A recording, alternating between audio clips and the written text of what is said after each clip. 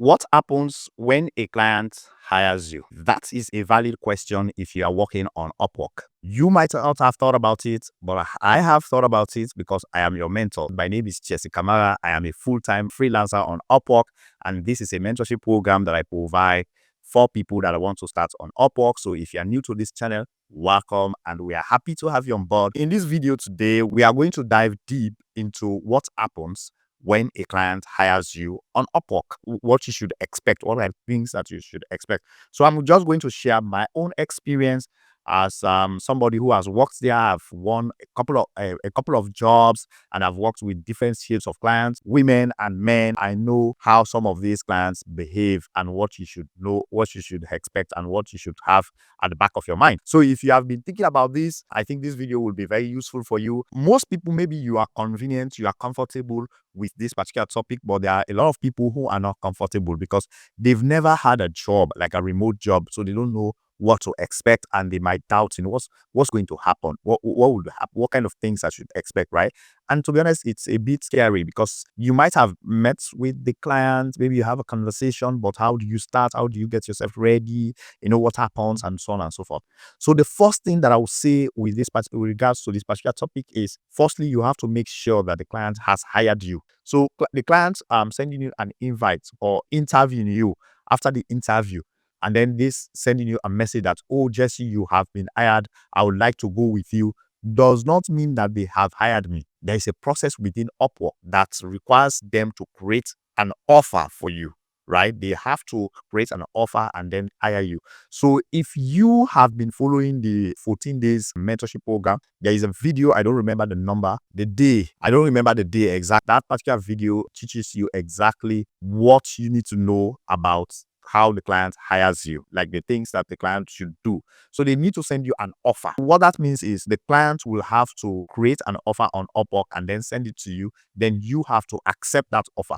Once that offer has been accepted by you, it means the next step for you is to download the Upwork desktop app. So you download it. If it is an hourly rate, you install it on a computer. It can be Mac or it can be Windows. When you install it, you log in.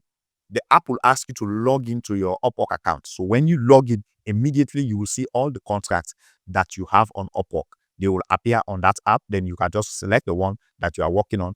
That app will take snapshots of all the work that you're doing. So it's very important. So go and watch that video. I've explained everything step by step how this works. But what I want to talk about today is after that process, they sent you an offer and now you've accepted the offer, what you should expect. The first thing that you should expect is that the client will have a discovery call with you. So what that means is most clients don't know this, to be honest, but if you already know this, you have to seek a discovery call. Let's say I am a client, I have hired you, I need to have a call with you to tell you about my business. I would explain everything. And the one thing I would advise is don't sit there and start taking notes. If there is a way you can record that call, do the recording. You can even ask the client that, can we please record this call?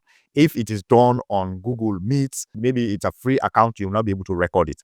But you can ask the client to switch to Zoom, wherein you'll be able to record at least 40 minutes of that call and then you have it. So the discovery call is where the client tells you about their business, what they are doing.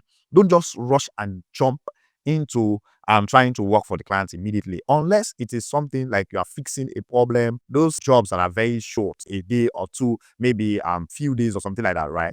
Those jobs, those are more like fixed contracts. But for a job that will take you 3, 4, 5 months, like I've shown you, go for jobs that are going for longer time. Normally, you have to have that discovery call. I do a client discovery call. We talk about client business. They tell me how they are running their business and which problem they want me to solve, or how do they see me? How do I fit into their business? This is really important, that call. Once you have that call, then I will ask the client like to set up like what does the week look like? All right.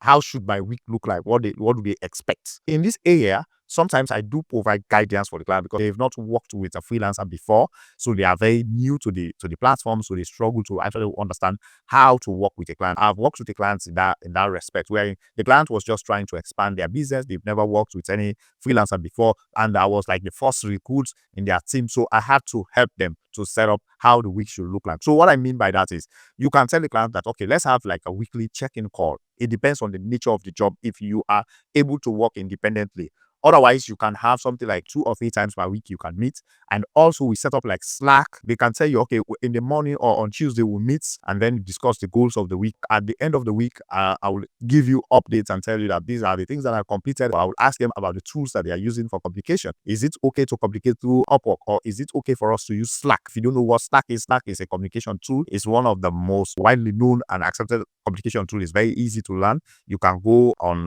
YouTube and learn something about Slack so that you just understand how that is used. You can lay out the week. So every week, that's a pattern, right?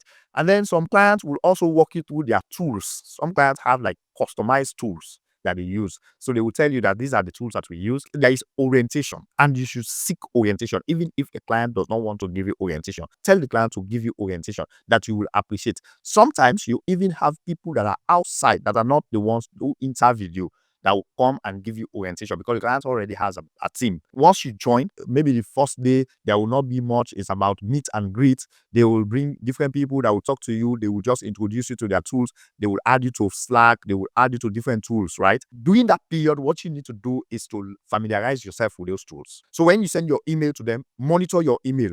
That's what I would expect. Monitor your email. So when you are invited, you accept, and then familiarize yourself with those tools. Those are for big companies or for big agencies. They already have this tool, they already have this structure, so they would have to invite you in all of those platforms. So you have to follow up. Make sure you wrap your head around that before you can have the discovery call. Then after that, they will have a discovery call, probably with an operations manager, or maybe somebody that you will be working with. Maybe it will be your manager. So you will have to have that call. So when you have that call, that's the time you ask all of your questions, because you've been following through, you've signed up to all of these tools. You want to ask questions about specifically your role, what you will be doing. Like, that client is very big, so they don't have time to go into all the details. They expect you to be somebody who is experienced, you are mature, you know what to do, right? So I had to move very fast to learn things very fast. My colleagues whom we were hired together, some of them could not make it because the environment is fast. So you need to learn very, very fast. So when the client has introduced you, the next thing is for you to start taking steps. Now, if you are lucky, you have a manager who provides you like a list of tasks that you do on a daily basis. You are the lucky one. For people like us who are already like managers, you are the one who is expected to create tasks for other people. You need to familiarize yourself with your team.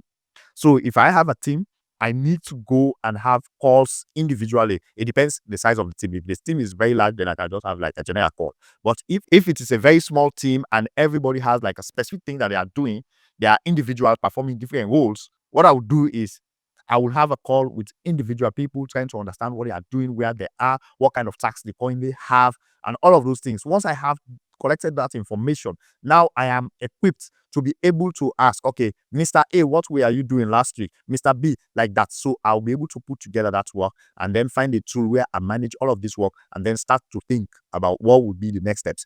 And those next steps, I will now go to my manager or whoever, maybe the CEO of the company, to map out, to create like a roadmap, what we need to do for the next 2 or 3 months, right? So I can, well equipped, I know what kind of decisions I need to make to move forward. That's how you prepare yourself. It takes a lot of thinking, a lot of learning. That first week, there is a lot of learning. I have to accept that in this video, I've given you like too much information, right? But I think this is really important too. So when you are getting into a job, you need to understand whether you are working within a team or you are the leader of that particular team or something like that. Once you understand, you put yourself where you're supposed to be, then you need to figure it out how to move forward. But you can see in this video, I've provided like a lot of information. If you think there is something that you want me to go deeper into, let me know on the comment, and then we can go into it. Otherwise, see you in the next video.